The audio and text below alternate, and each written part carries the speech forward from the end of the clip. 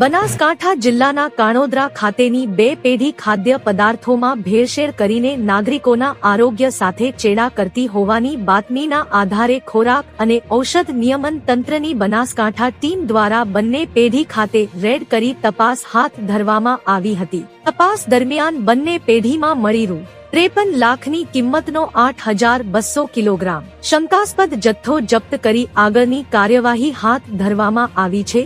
ખોરાક અને ઔષધ નિયમન તંત્રના કમિશનર ડો એચ.જી.